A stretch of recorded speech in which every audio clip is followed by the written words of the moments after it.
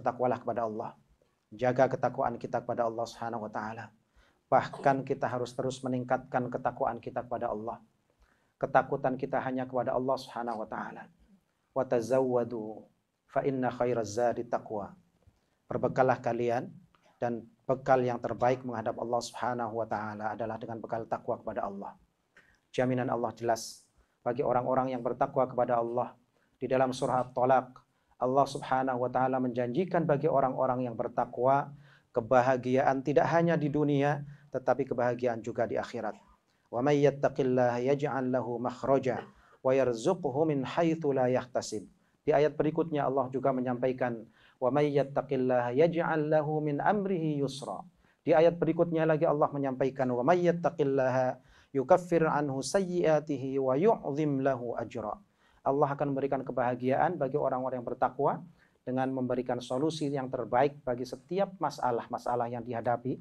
Allah akan memberikan rizki yang tidak pernah disangka-sangka. Allah akan memudahkan segala urusan orang-orang yang bertakwa. Allah akan memberikan pahala yang besar bagi orang-orang yang bertakwa. Dan Allah akan menghapus segala kesalahan-kesalahan, dosa dan maksiat yang pernah dilakukan oleh orang-orang yang bertakwa kepada Allah Subhanahu wa ta'ala. Hadirin yang dimuliakan Allah Subhanahu wa ta'ala. As-Sayyid Al-Habib Abdullah bin Alwi Al-Haddad di dalam kitab kecilnya beliau, Kitab Sabilul Iddikar wal I'tibar bima yamurru bil insan wa yanqadi lahu min al-a'mar. Kitab ini menceritakan tentang perjalanan kehidupan manusia dari mulai alam arwah sampai kembali kepada Allah Subhanahu wa taala dan memasuki surganya Allah Subhanahu wa taala. Di sana beliau menyampaikan qaulul ulama, perkataan para ulama, bahwa ada orang-orang yang dikhawatirkan meninggal dalam keadaan su'ul khotimah, dalam keadaan yang tidak baik akhirnya. Artinya, kalau beliau menyampaikan ini di dalam kitabnya, maka kita harus berhati-hati.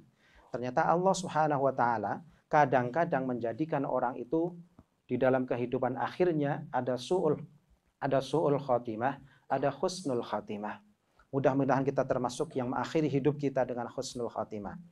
Hadirin yang dimuliakan Allah Subhanahu wa taala, beliau mengatakan qalu wa aktsaru man yukhsha alaihi su'ul khatimah wal a'yadzu billah. Beliau menyampaikan perkataan para ulama, wa aktsaru man yukhsha alaihi su'ul khatimah.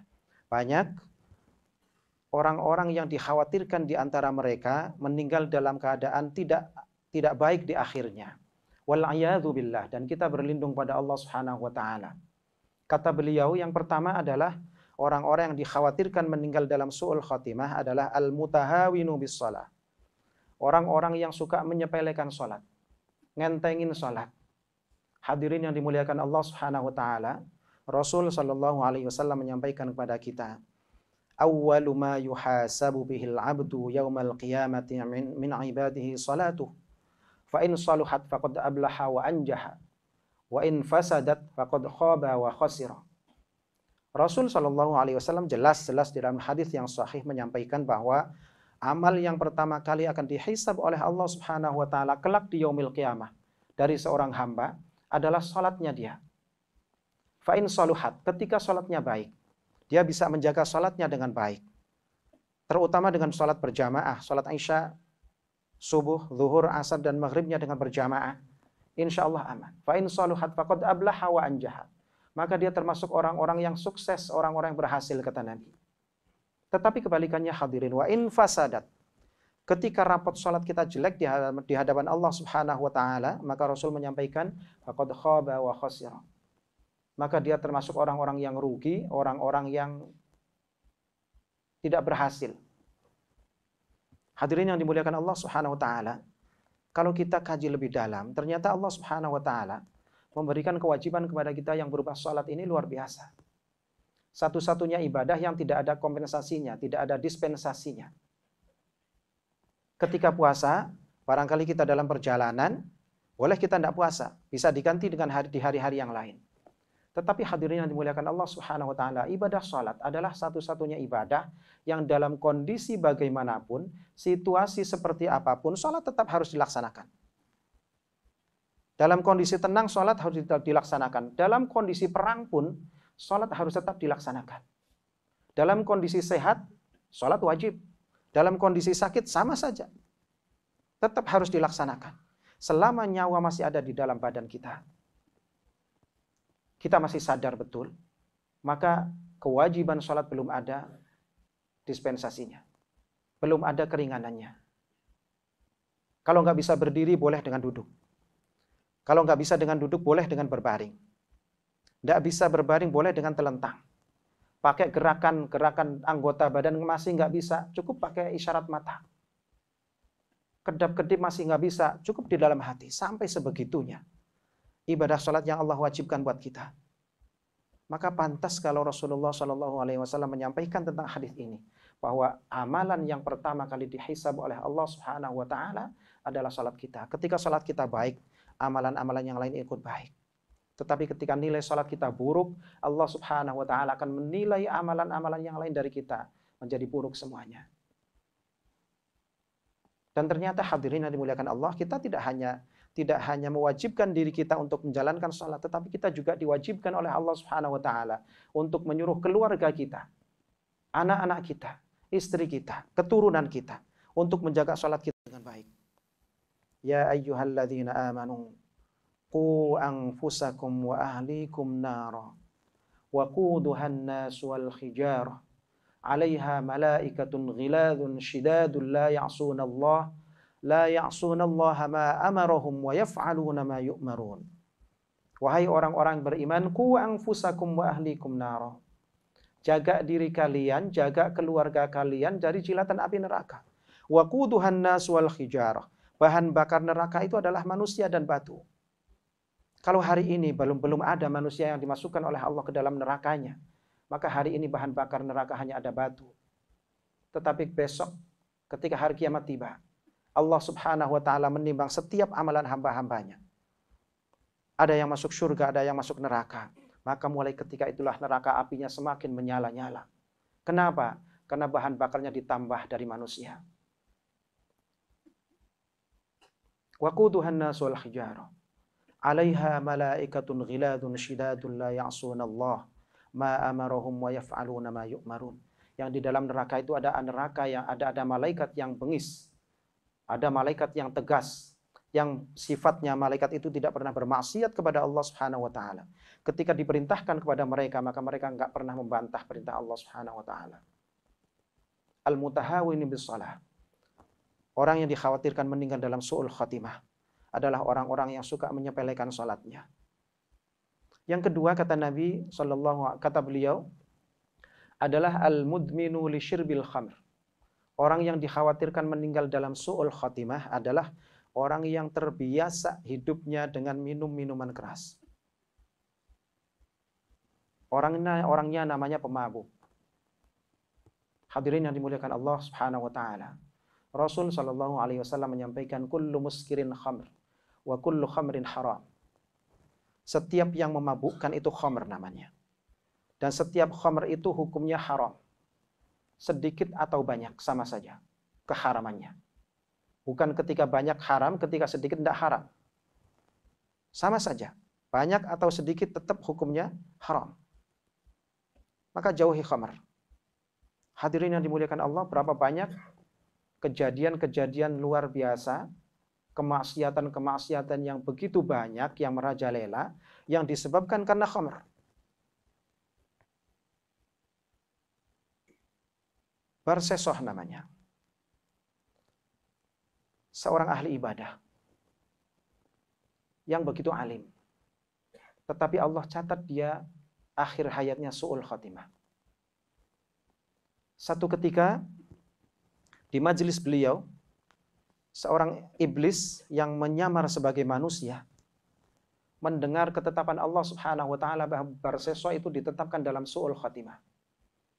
Maka iblis ini menyamar sebagai santrinya, menyamar sebagai jamaahnya. 3 hari 3 malam dia nggak beranjak dari tempat duduknya dia. Setiap saat dia menangis dengan memutar tasbih. Setiap saat dia menangis. Ketika Barsesoh melihat iblis yang menyamar sebagai manusia ini, maka didekatinya iblis ini. Apa kata Barsesoh? Wahai anakku, engkau berzikir kepada Allah Subhanahu wa taala dengan begitu khusyuknya. Dengan begitu khusyuknya. Bagaimana caranya biar saya juga tidak bisa merasakan kekhusyuan yang seperti kamu rasakan? Maka iblis yang menyamar sebagai santrinya, sebagai jamaahnya ini mengatakan, wahai kiai, enggak pantas saya menasihati kiai. Tapi apa kata Barseso? Enggak apa-apa, nak. Apa yang bisa saya lakukan agar bisa sekhusyuk ini di dalam beribadah seperti kamu? Maka iblis menawarkan kepada Barseso itu satu dosa besar. Apa kata iblis yang menyamar sebagai jamaahnya? Kalau begitu kiai, berbuat dosa besar dulu. Baru bisa merasakan kekhusyuan berzikir, kekhusyuan ibadah seperti saya. Kemudian ditawarkan kepada Barseso berzina. Untuk melakukan perbuatan zina. Tapi apa kata Barseso? Nah, itu terlalu berat dosanya. Dosa yang lain saja. Maka iblis menawarkan penawaran yang kedua. Apa kata dia? Membunuh, wahai kiai. Kata Barseso, ini juga perbuatan dosa besar. Jangan, yang lain saja, yang agak ringan sedikit. Maka kata iblis yang menyamar sebagai jamaahnya itu mengatakan, kalau begitu, mabok saja kiai. Barseso berpikir dengan mabok itu sebentar kok. Nggak sadarnya sebentar. Maka dia menuruti tawaran iblis itu. Dia cari kafe remang-remang, kemudian dia mabok di sana. Dia beli minuman keras, kemudian dia mabok di sana. Tapi hadirin, apa yang terjadi dari maboknya Barseso ini? Dalam keadaan mabok, mohon maaf, yang menjual minuman keras perempuan cantik. Mohon maaf, dia berzina dengan penjual minuman keras itu dalam keadaan mabok. Ketika selesai berzina, suaminya perempuan ini datang. Karena nggak mau ketahuan, dibunuh pula suami dari perempuan yang menjual minuman keras ini. Na'udzubillah, tsumma na'udzubillah. Apa yang terjadi hadirin? Menjauhi dua dosa besar, berzina dan membunuh. Tetapi dengan sebab mabuk, dia bisa melakukan 3 perbuatan dosa sekaligus. Mabuk perbuatan dosa, membunuh dan berzina dilakukan ketika dia mabuk. Na'udzubillah. Maka hadirin yang dimuliakan Allah Subhanahu wa taala. Kita diberikan kesempatan oleh Allah Subhanahu wa taala untuk memperpanjang amal soleh kita. Diberikan kita kesehatan oleh Allah Subhanahu wa taala. Maka yang terbaik bagi kita adalah mempergunakan sisa waktu ini dengan baik. Jangan sampai kita terjerumus ke dalam dosa-dosa besar. Yang dikhawatirkan dari sebab dosa besar ini, kita mati dalam keadaan su'ul khatimah. Na'udzubillah. Yang ketiga, orang yang dikhawatirkan dalam keadaan mati dalam keadaan su'ul khatimah adalah al-aqu liwalidayhi. Orang yang durhaka, seorang anak yang durhaka kepada kedua orang tuanya. Hadirin yang dimuliakan Allah Subhanahu wa taala. Betapa besar perjuangan orang tua kita. Wasilah mereka, perantara mereka, kita hadir di dunia ini. Tetapi kadang-kadang ada seorang anak yang begitu durhaka kepada kedua orang tuanya. Bahkan kita bisa lihat di media-media sosial sekarang. Berapa banyak seorang anak yang membunuh ibunya. Seorang anak yang membunuh ayahnya. Hanya karena nggak dibelikan motor, hanya karena nggak dibelikan sepeda, dan lain sebagainya. Berapa banyak? Su'ila Rasulullah sallallahu alaihi wasallam 'anil kabair. Rasulullah sallallahu alaihi wasallam ditanya tentang dosa-dosa besar. Maka Nabi menjawab, qala al-isyraku billah. Yang pertama kata Nabi, dosa besar itu yang pertama menyekutukan Allah Subhanahu wa taala. Menduakan Allah Subhanahu wa taala. Menyembah kepada selain Allah Subhanahu wa taala. Kemudian kata Nabi, wa uququl walidain. Tingkatan yang kedua, dosa besar yang kedua adalah durhaka kepada kedua orang tua kita.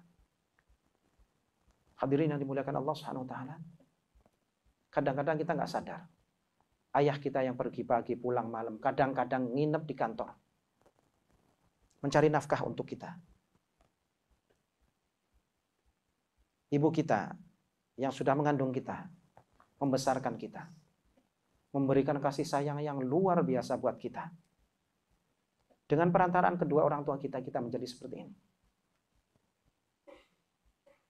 Maka jangan sampai kita menjadi anak yang durhaka kepada kedua orang tua kita. Anak-anak yang soleh. Anak-anak yang bisa memberikan syafaat kepada kedua orang tuanya. Anak-anak yang kelak ketika dia mau dimasukkan ke dalam surga, ingat kepada kedua orang tuanya. Mengajukan pertanyaan kepada Allah Subhanahu wa taala, di mana orang tua saya wahai Allah Subhanahu wa taala? Maka ketika dilihatnya orang tuanya berada di neraka, maka dia tidak mau masuk ke dalam surga sebelum orang tuanya masuk ke dalam surganya Allah Subhanahu wa taala. Nikmatnya punya anak yang saleh. Nikmatnya punya anak yang saleh. Maka kewajiban kita mendidik mereka agar menjadi saleh. Dasari mereka dengan dasar agama yang baik. Insyaallah. Hadirin yang dimuliakan Allah Subhanahu wa taala, masih ada 2 lagi tetapi waktunya yang terbatas di dalam khutbah yang mulia ini. Sehingga insyaallah mudah-mudahan Allah pertemukan kita kembali di lain waktu. Hadirin yang dimuliakan Allah Subhanahu wa taala. Semoga Allah panjangkan umur kita, Allah kuatkan badan kita, Allah sehatkan badan kita, Allah panjangkan umur kita agar kita tetap di dalam iman dan Islam kita untuk menambah amal soleh kita sebelum kita dipanggil oleh Allah Subhanahu wa taala.